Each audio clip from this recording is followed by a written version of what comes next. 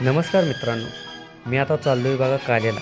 काल्याला गेल्यानंतर आधी जोडदारांची गाठ घेऊया आणि गाठ घेतल्यानंतर मग चहा प्यायला जाऊया. तुम्हाला चहाचं ठिकाण दावतो गेल्यानंतर.